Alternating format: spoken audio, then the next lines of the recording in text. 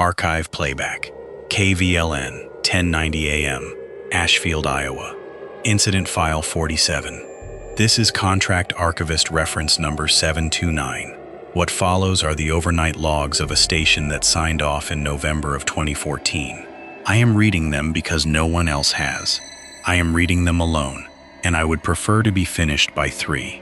For the record, this session is being captured on the station's original Studer A812 reel deck into 2-track quarter-inch tape at 15 inches per second. I have chosen tape because the digital archive equipment currently installed in this building has produced inconsistent results, and because my instructions are to preserve the audio in a format that cannot be edited without leaving a physical mark. Those are not my words. Those are the instructions. I am speaking into a Shure SM7B microphone in what used to be Studio B. The acoustic treatment is original to the building's conversion in 1978. The panels behind me are covering what the building's original blueprints label as the East Chapel wall. If you knock on the panels, which I will not do, you can still hear the hollow behind them where the pulpit used to stand. I mention this because it will matter later. Property record, City of Ashfield, Scott County, Iowa, 471 Vine Street. Originally constructed 1922 as the Halloran Brothers Funeral Home and Chapel. Family operated through 1976. Sold in 1977 to Vail Broadcasting Incorporated. Renovated and converted to a Class D AM broadcasting facility in 1978. Call sign KVLN, assigned by the FCC in April of that year. Station referred to itself on air as The Vail. 250 watts, daytime. Reduced to 100 watts, night. Signed off permanently November 14, 2014. The building has been vacant since. It has not been sold, there is no listing. The taxes are current. I do not know who pays them. The building has 3 floors above grade and a partial basement. On the main floor, 2 studios, a control room, a small office, and a reception area that used to be the family greeting room. On the second floor, engineering, tape storage, and the transmitter interface.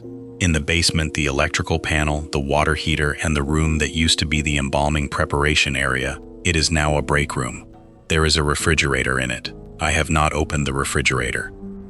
Running vertically through the center of the building, from the basement to the second floor, is a freight-grade elevator, approximately 6 feet by 8 feet, rated for 2,000 pounds. It was installed in 1924 for the movement of caskets and remains between the preparation area, the chapel floor, and the second floor viewing rooms. When Vail Broadcasting converted the building in '78, they were required by structural analysis to preserve the elevator shaft, because the reinforced concrete surrounding it was load-bearing for the entire structure. Removing the shaft would have compromised the roof. So the shaft stayed, and so did the elevator. The station staff over the years referred to it in the logs by several names: the freight lift, the service car, the old car, and, most commonly, in the shorthand of the overnight engineers, the box. I mention this because it too will matter. Now, to the logs. There are 71 logbooks in the KVLN archive. Standard FCC format, bound in green cloth, 1 page per operating day. The first is dated April 4, 1978. The last is dated November 14, 2014. Between them, there are approximately 13,000 daily entries. I have been reading them for 11 weeks. I was hired on a fixed-term contract by Vail Broadcasting's parent company. I am not permitted to name it, and it does not matter for our purposes, to digitize the paper logs into a searchable format prior to the property's eventual disposition. My contract runs 6 months. I am approximately halfway through. The pay is unusually good for archival work. The instructions were unusually specific. The instructions were: read every log, flag any entry that references a carrier of unknown origin on a frequency near 1490 kHz. Do not attempt to reproduce the carrier. Do not remain in the building after 3:15 in the morning. Those were the instructions. I did not ask why. I would like to note, for the record, that I did not think the instructions were serious. I thought they were the kind of instructions that get written into a contract by a lawyer who has heard something from a previous archivist and has decided to be cautious. I thought I was being paid a small premium to indulge someone else's superstition. I no longer think that. The first entry I want to read is from Logbook 3. The date is March 11th, 1981. The overnight engineer's initials are JPH, James P. Halverson, per the personnel records, who worked at KVLN from 79 to 86, and is now, per publicly available records, deceased. He died in Cedar Rapids in 2004. That is not part of this story. I only mention it so you understand that the man who wrote this entry cannot be asked to explain it. The entry reads in full, 0314, carrier on 1490.7 kHz, duration approximately 3 minutes, elevator active, no transmitter identified. That is the entire entry. 4 lines, no commentary, no follow-up. The next entry, at 0400, resumes normal operational reporting. I did not think much of this entry the first time I read it. Overnight logs are often terse. Engineers get bored. They record strange atmospheric events without ceremony. But then I found the second one.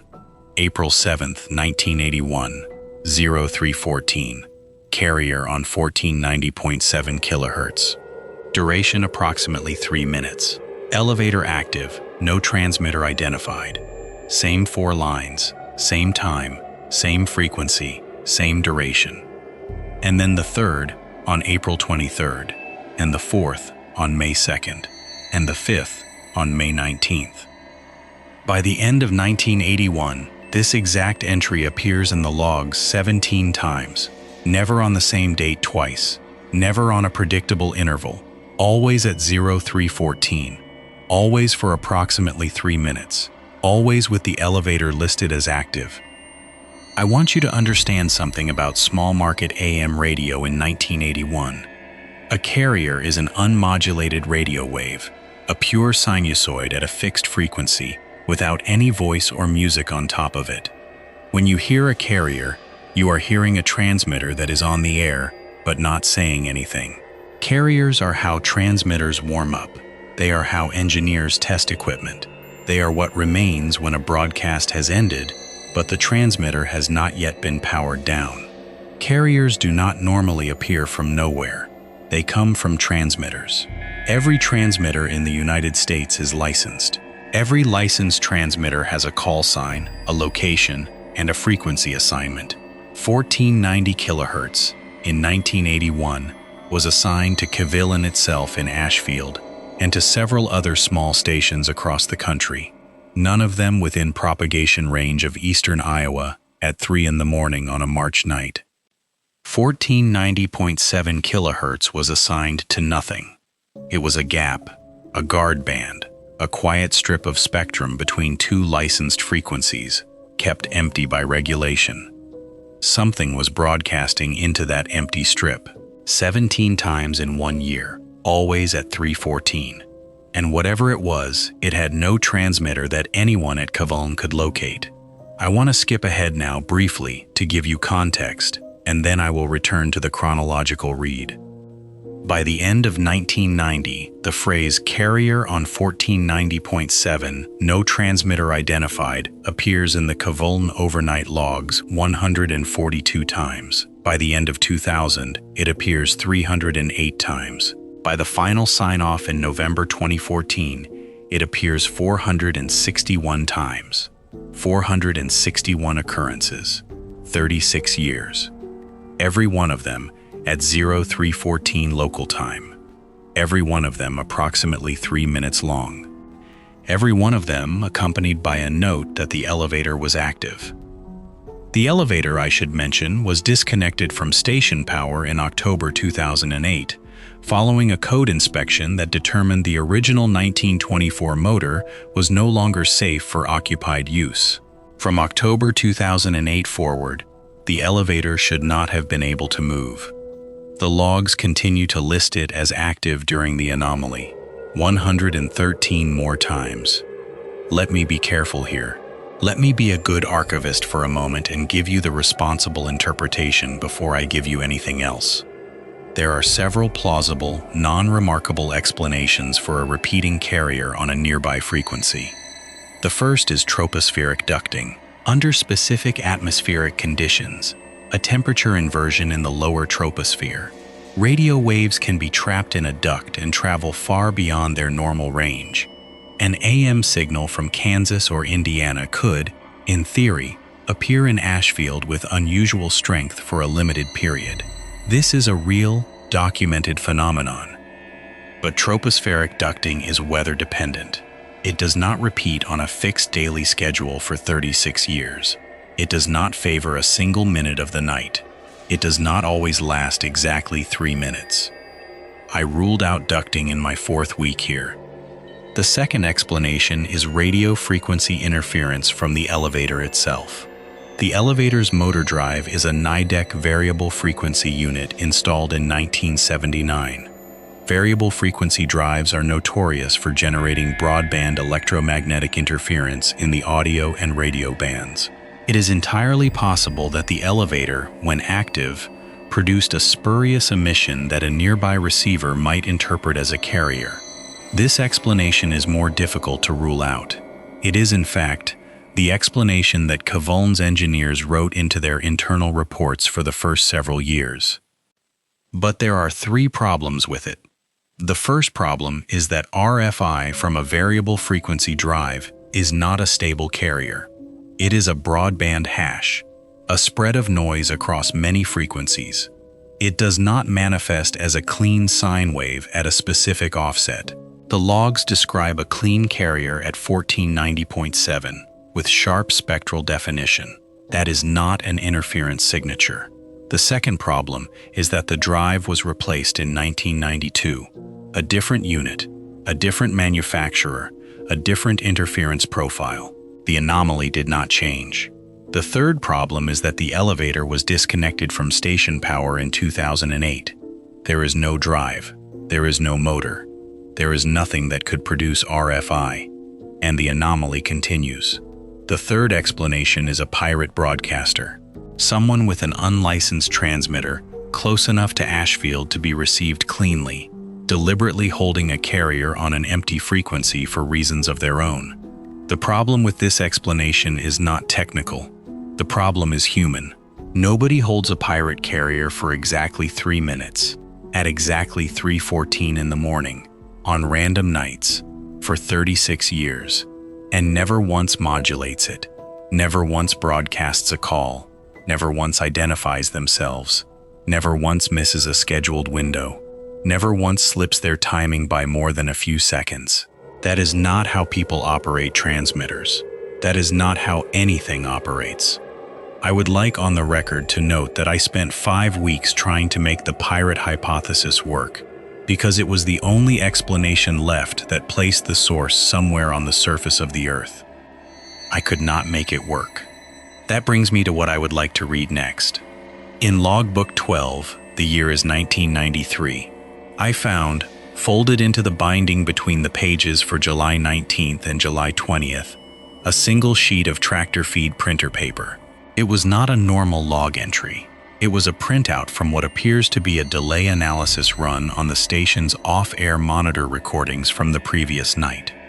The analysis had been done on a personal computer, running a signal processing package the printout identifies as SPW version 2.1. The engineer who ran it, per the signature at the bottom, was named Terrence Balog.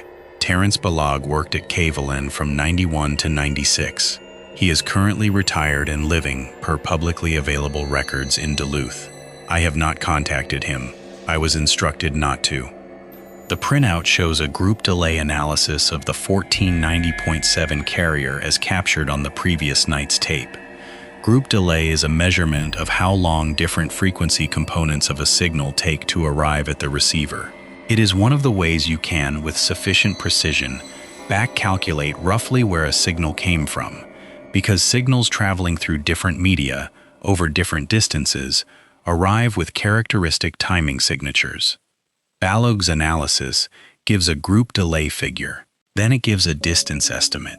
Then it gives, in his own handwriting in the margin, 3 question marks and the notation 1.4 AU, 1.4 astronomical units. An astronomical unit is the distance from the Earth to the Sun. 1.4 astronomical units is approximately 210 million kilometers. It is, roughly, the distance from the Earth to the far side of the Sun, plus a little more. It is not a distance at which any terrestrial or near-Earth transmitter operates. It is not a distance at which any known artificial satellite operates. It is deep solar system distance. It is Mars orbit distance. It is out there. Balog's 3 question marks are the most human thing in this entire archive. He ran the analysis. He got the number. He did not believe the number. He wrote 3 question marks in the margin, folded the printout into the logbook, and, as far as I can determine, never mentioned it again. He continued to log the anomaly the same way everyone else did. Carrier on 1490.7. Duration approximately 3 minutes. Elevator active. No transmitter identified. I have rerun his analysis on the digitized recordings from 93. I have rerun it on recordings from 98, from 2003, from 2011, and from 2014. The number is consistent. The number is stable. The number does not change with atmospheric conditions, with equipment upgrades, or with time of year. The signal is arriving with a group delay consistent with a source approximately 1.4 astronomical units away. The signal is unmodulated. It carries no information. It is a pure carrier, a marker, a pilot tone, a stake in the ground. Or, and this is the part I keep coming back to, though I know it sounds theatrical, and I apologize for the theatricality, a pin on a map. I would like to stop reading logs for a moment. I would like to say something in my own voice. I have been in this building for 11 weeks. I sleep at a motel 3 blocks north on Vine Street. I arrive at 8 in the morning, I leave at 10 at night, and I do not, per my instructions, remain in the building after 3:15 in the morning. I have followed this instruction. I have not broken it, but I have thought, several times, about breaking it.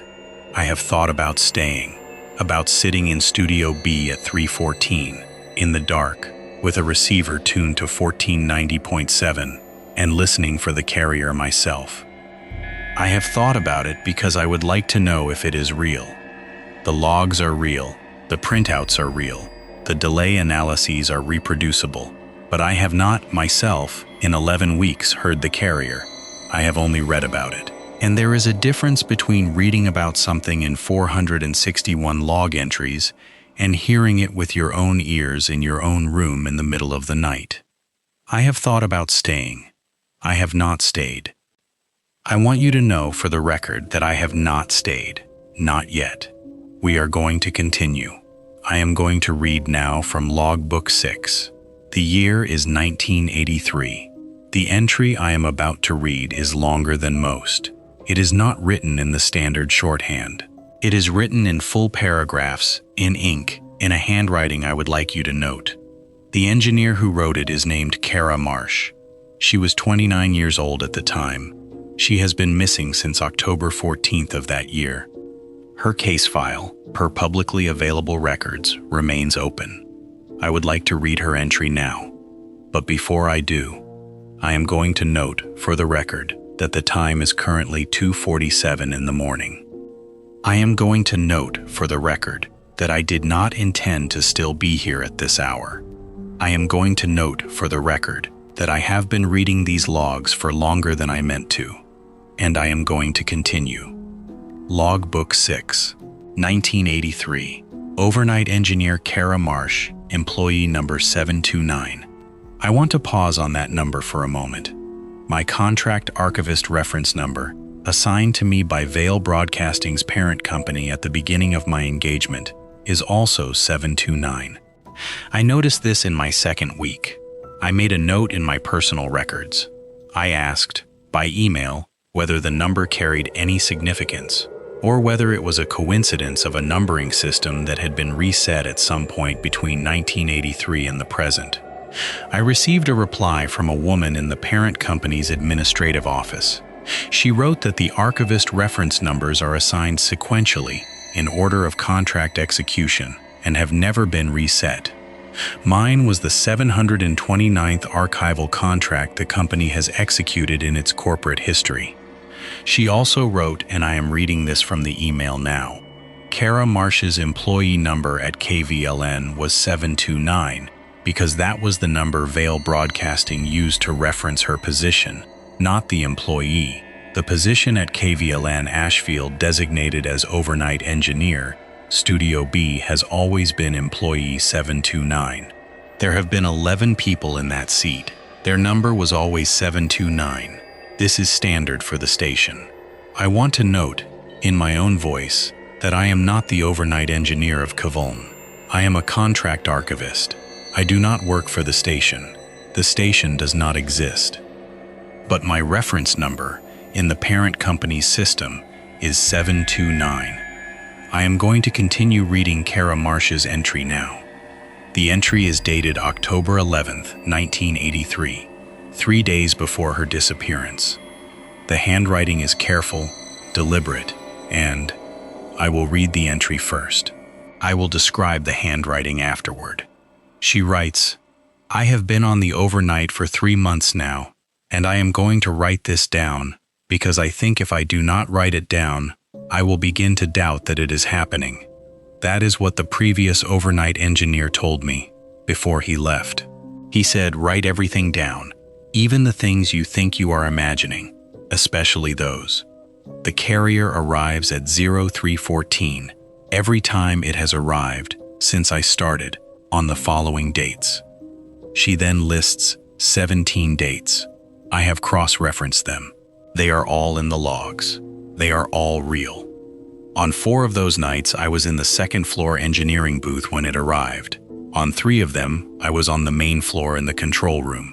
On 1, I was in the basement because the elevator had cycled and I wanted to see if I could find out why. I want to record what I observed on the night I was in the basement, October 5th. At approximately 3:11 in the morning, the elevator's floor indicator lit up at B, basement, despite my not having called it, and despite there being no one else in the building. The car descended from the second floor. It arrived at the basement level at approximately 3:12. The doors opened. The interior light did not come on. I could not see inside the car. I did not enter. I want to be clear about that. I did not enter. At approximately 3:14, the carrier appeared on the monitor in the basement engineering closet. It was audible as a very faint tone under the room noise. It lasted approximately 3 minutes. During those 3 minutes, the elevator doors remained open. At approximately 3:17, the carrier ended. The elevator doors closed. The car ascended, without being called, to the second floor. I have written the following in my personal notebook, and I am writing it here also, because I want it in the station record. The elevator moves before the carrier arrives, not after. The carrier does not cause the elevator to move. The elevator moves to be ready. Something is being called, not something calling. I want to stop for a moment. I want to describe the handwriting. I am not a forensic document examiner. I am an archivist, but I have been reading paper logs for 11 weeks, and I have developed a rough familiarity with the individual hands that produce them. James Halverson wrote in a tight, right slanting cursive with a hard downstroke on his lowercase g. Terence Balog printed in block capitals with slightly rounded corners. Marilyn Reyes, who did overnights in the late 90s, had a nearly typewriter-like consistency that suggested she'd been trained in draftsmanship. Each of these people had a hand I could pick out of the archive in seconds. Kara Marsh's handwriting is different. The slope of her letters is not quite vertical. She crosses her sevens with a short horizontal bar, positioned about a third of the way down the vertical stroke. Her lowercase e is looped, but the loop is small and tight. Her paragraph indentation is exactly 6 spaces. Her ink runs slightly on the second and third letter of every line, as if she pauses there before continuing. I want you to know that I have been noticing these details, one at a time, over the past 11 weeks.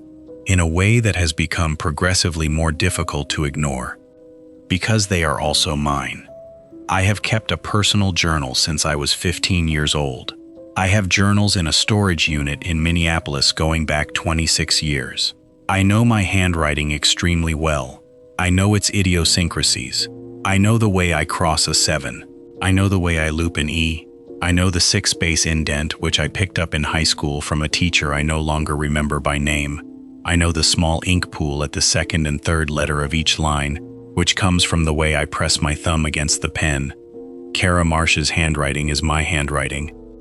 Not similar, not reminiscent, not the kind of hand you might see in someone of a similar generation. It is my handwriting, down to the slope, the loop, the crossbar, the indent, and the ink pool. It is my handwriting, written by a woman who has been missing since 1983. I have looked at this entry for a long time. I have looked at it in daylight, and I have looked at it under the studio's desk lamp, and I have looked at it side by side with my own handwritten notes from the past 11 weeks. They are the same hand. I do not have an explanation for this. I would like to be very clear that I do not have an explanation for this, and I am not going to invent one, because inventing an explanation would be the beginning of a kind of thinking that I do not, at this hour, in this building, feel I can afford. I am going to continue. Kara Marsh's entry continues after the passage I just read. The remainder of the entry is shorter, and it is the last full paragraph she wrote in the station log before her disappearance 3 days later. There is one more log entry from her, dated October 13th, but it is only a single line, and I will read it in a moment. The final paragraph of her October 11th entry reads, "I have begun to think that the building was not converted into a radio station. I have begun to think that the building was converted into a radio station because it was already something else, and someone with more foresight than the rest of us understood that a station was the correct camouflage. A funeral home has a chapel with unusual acoustics and a shaft of reinforced concrete running vertically through the structure. A radio station has an antenna, a broadcast schedule, and a legal reason to be listening at strange hours. Between these two identities, the building has always been doing the same work.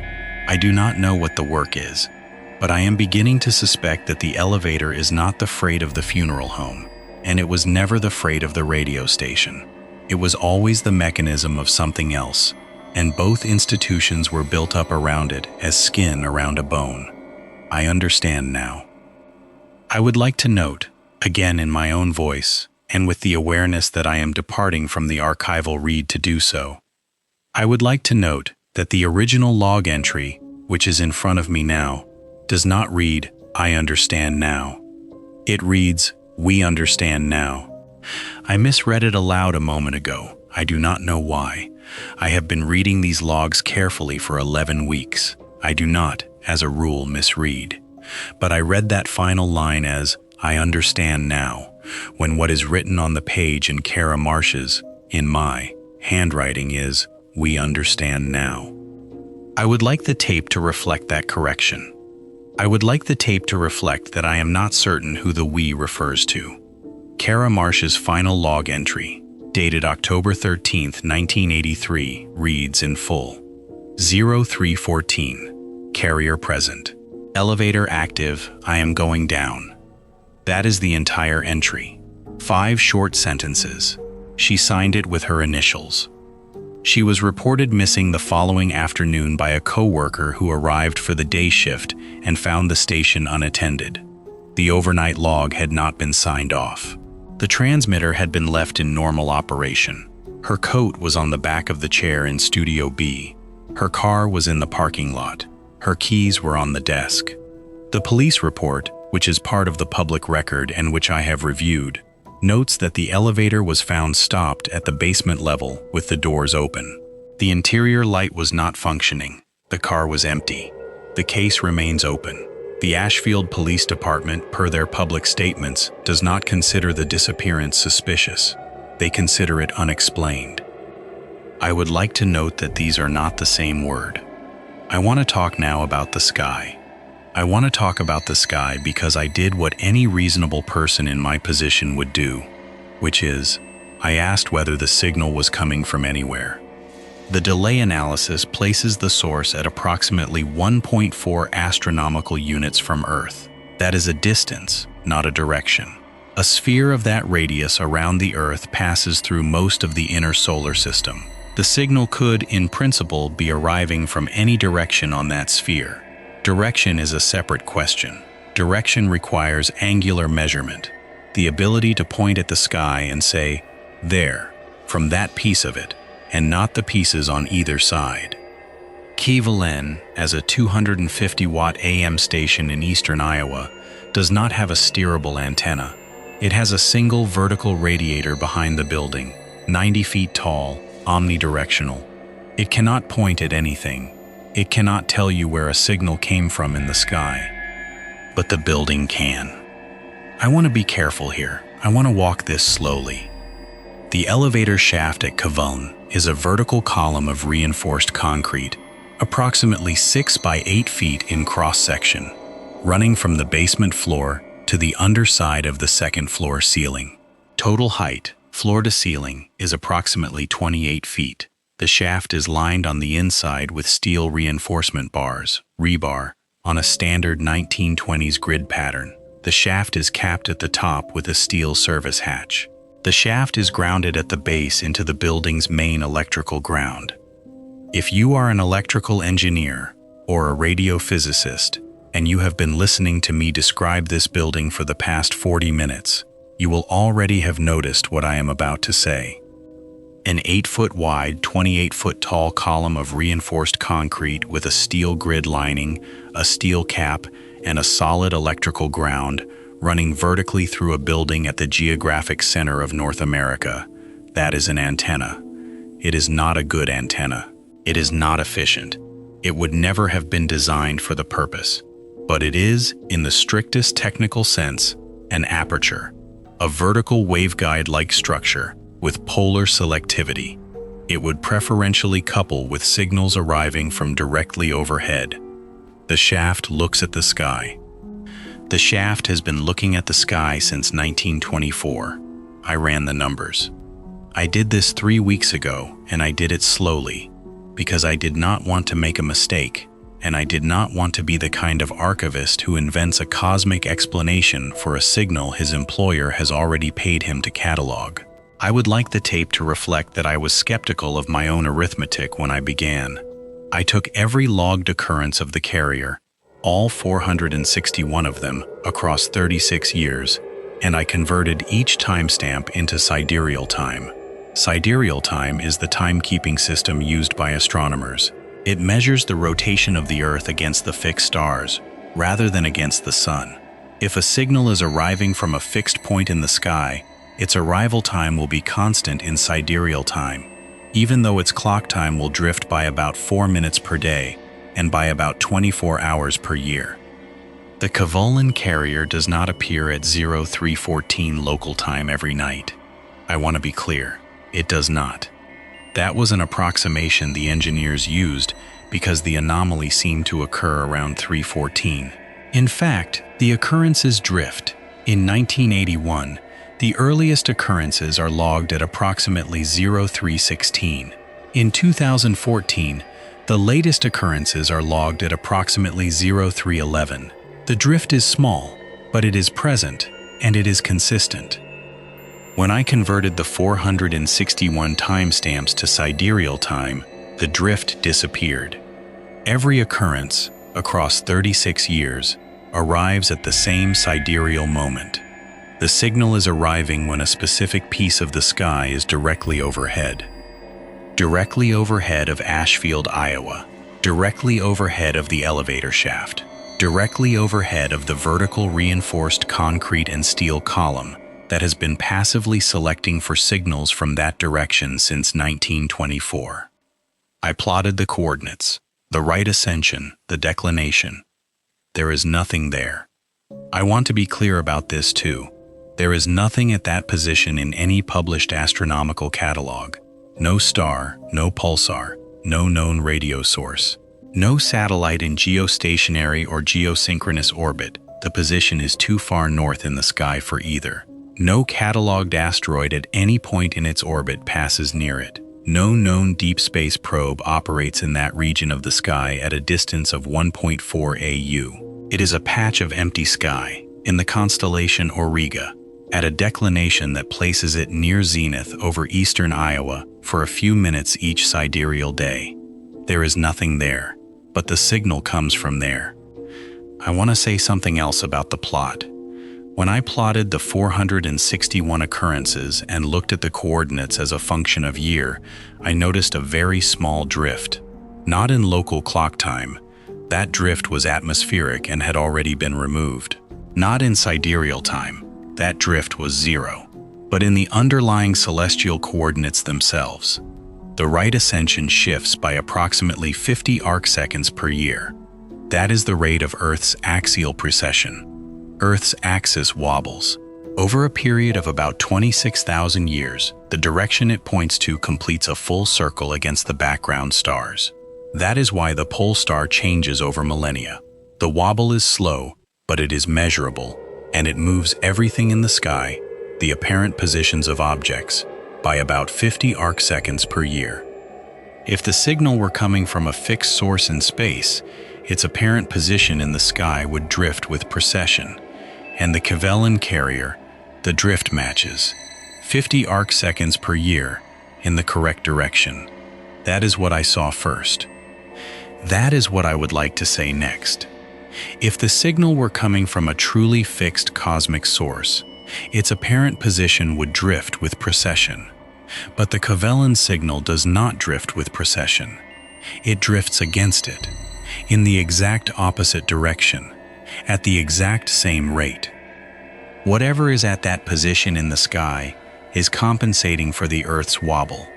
It is holding its apparent position over Ashfield, Iowa, by making a very small, very precise correction every year, in the direction and at the rate necessary to remain directly above this building. It is tracking us. It has been tracking us at 50 arcseconds per year since at least 1981. Something at 1.4 astronomical units, in an empty patch of the sky above eastern Iowa, has been very carefully, very patiently, adjusting its position to keep the elevator shaft of a converted funeral home in its line of sight. I would like to note, for the record, that the elevator has just cycled. I would like to note, for the record, that the elevator has just cycled. I would like to note, for the record, that I have checked this personally. I checked it in my 2nd week here. I checked it again in my 5th week, after a similar incident, though at that time I did not, in my private notes, characterize the incident as the elevator cycling. I characterized it as a sound from the basement. I would like the tape to reflect that I was being generous with myself, in my private notes, in a way I am no longer able to be. The elevator is disconnected. Its drive was removed in 2008. The panel that would supply it with power has been locked out and tagged out for 16 years. There is no functioning mechanism in this building capable of moving that car. The car has just moved. The car has just settled at a floor.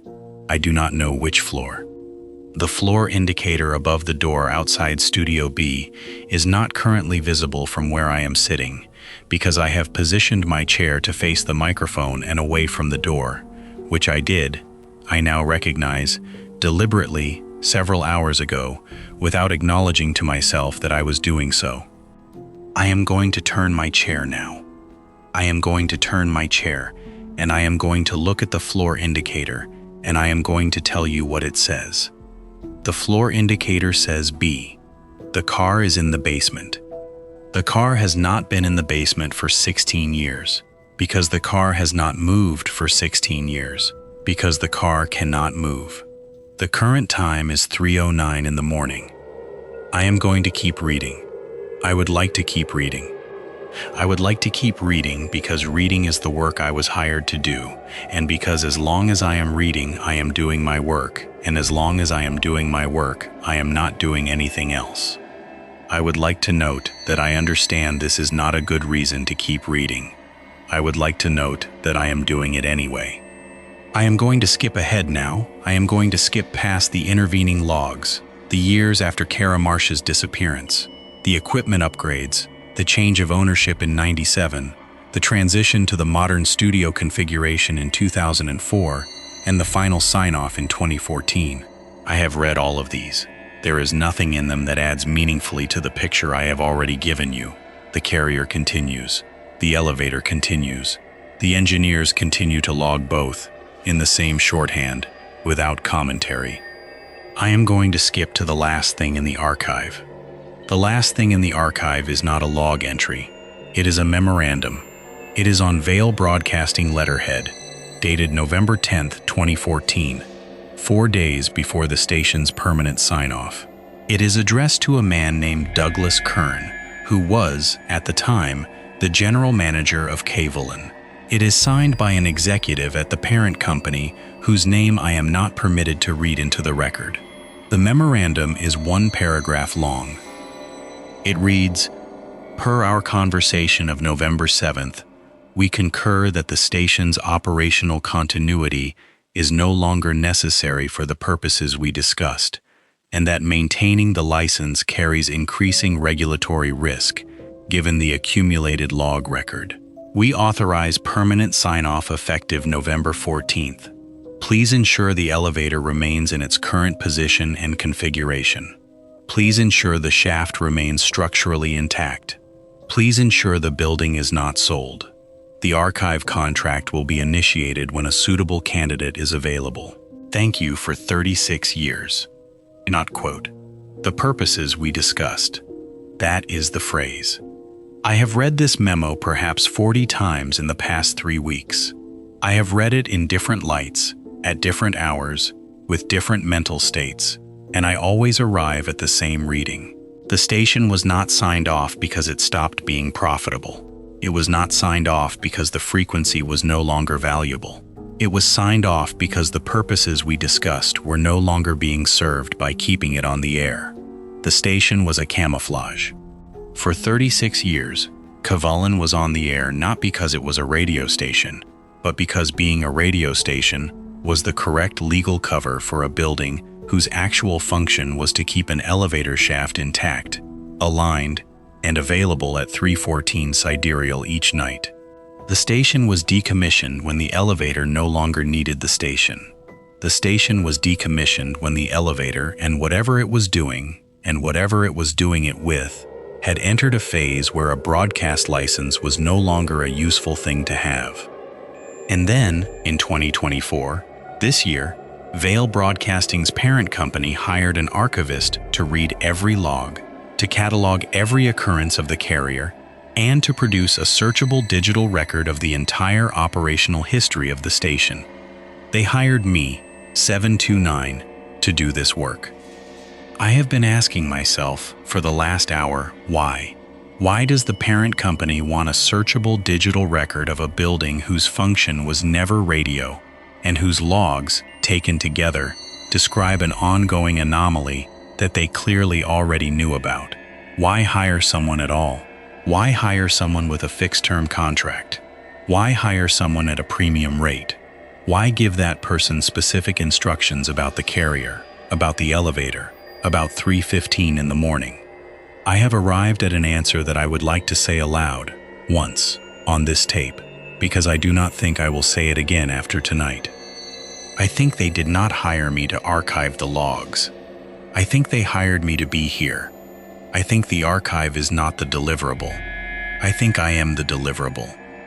I think the seat labeled Overnight Engineer, Studio B, employee number 729, which has been occupied by 11 people over 36 years, and has always been occupied by one person at a time, is currently vacant, and has been vacant since November of 2014, and someone, or something, has been waiting patiently for it to be filled.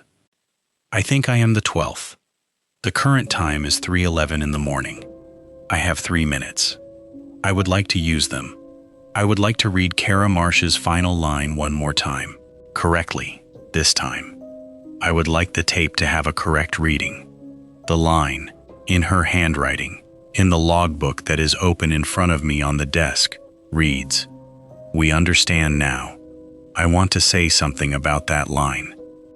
I have been thinking over the last hour about what it means when the person who writes a log entry uses the word "we." It is not the word an engineer uses. Engineers write "I." Engineers write "the operator noted" or "this technician observed." Engineers who use the word "we" in a station log are, professionally speaking, being sloppy.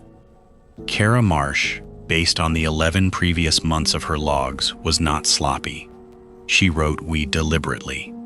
She wrote "we" because, by the time she wrote that final paragraph on October 11, 1983, she was no longer the only thing writing.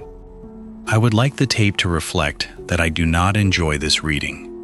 I would like the tape to reflect that I have considered other readings and that all of them are worse. The current time is 3:13. I want to note, before the carrier arrives, several observations for the record. The first is that the room tone in this studio has been changing for approximately the last 40 minutes, in a way that I did not consciously notice at the time, but that I am now able to recognize. There is a low sinusoidal component under the ambient hum that was not present when I began this recording. It is quiet, it is steady, it is centered, if my ear is not deceiving me, at approximately 440 Hz, the reference pitch of a standard tuning fork. I do not know why I hear it as 440. It should not be that pitch. 1490.7 kHz is a carrier frequency. It is not an audio frequency. It is not something a human being should be able to hear as a musical tone. But that is what I am hearing. In my head, not through the speakers. In my head. I would like the tape to reflect this. The second observation is that the VU meter on the microphone preamplifier in front of me is currently showing input on channel 2. Channel 2 is not open. I am speaking into channel 1. I opened channel 1 at the beginning of this recording. Channel 2 has been off since I sat down. It is still off. The switch is in the down position. I can see it. I am looking at it. The needle on channel 2 is moving. It is moving in time with my speech. It rises when I speak. It falls when I pause. It is, from a signal standpoint, receiving my voice. I do not know from where. I would like the tape to reflect this also. The third observation is that I no longer refer to the previous occupants of the seat I am sitting in as the engineers. I have, over the last several minutes without noticing it, begun to refer to them as the previous ones. This is not the language I used in part 1 of this recording. I would like the tape to reflect that my language has been changing, at a pace I did not track, in a direction I did not choose. The current time is 3:14. The carrier is present. I can hear it.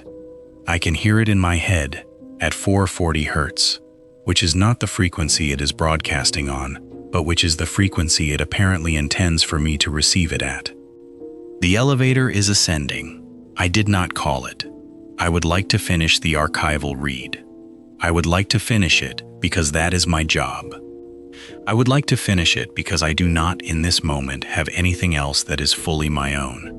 Anything else that has not, over the last 11 weeks, been quietly rewritten by the work I have been doing, by the seat I have been sitting in, by the logs I have been reading in the handwriting that turned out to be mine before I ever came here. I would like the tape to reflect that I understand what has happened. I would like the tape to reflect that I am not frightened. Not exactly. It is not fear. It is closer to recognition. It is closer to the feeling you have when a word you have been trying to remember for hours finally arrives in your mouth, and you are relieved, and you are also a little disturbed, because the word was there the whole time, waiting for you to reach it. The word is we. The word has always been we. Kara Marsh understood this in 1983. James Halverson understood it, probably in 1981, though he never wrote it down. Terence Balog understood some part of it in 93 and hid the printout in the logbook because he could not bring himself to file it properly. Marilyn Reyes almost certainly understood it in the late 90s. based on the way her handwriting changed over her tenure. Douglas Kern understood it in 2014 when he signed the memo authorizing the sign-off. The parent company has understood it since at least 1977 when they purchased the building. 11 people over 36 years have understood it.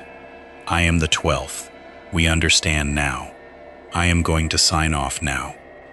I am going to sign off using the standard archival close because it is what I was trained to say at the end of a session, and because saying it is the last piece of the previous version of me that I would like to preserve on this tape before whatever is going to happen next happens. I would like the tape to reflect that I do not know what happens next. I would like the tape to reflect that I am not resisting it.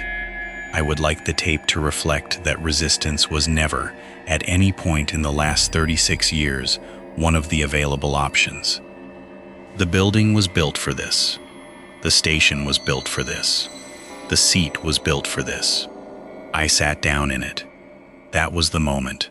Not tonight, not 3:14. The moment was 11 weeks ago, at 8 in the morning, on a Monday in September, when I signed my contract and put my coat on the hook by the door of Studio B and picked up the first logbook and began to read. I would like the tape to reflect that the carrier is still holding. I would like the tape to reflect that the elevator doors are still open. I would like the tape to reflect that I am going to stand up now, and I am going to walk out of Studio B, and I am going to walk to the elevator, and I am going to step into the car. I do not want you to think of this as a decision. It is not a decision. It is the completion of a task that was assigned before I was born. End of incident file 47. Contract archivist reference number 729. Signing off. End of incident file 47. Contract archivist reference number 729. Signing off. End of incident file 47. Contract archivist reference number 729, signing off. Archive playback will continue after this brief pause.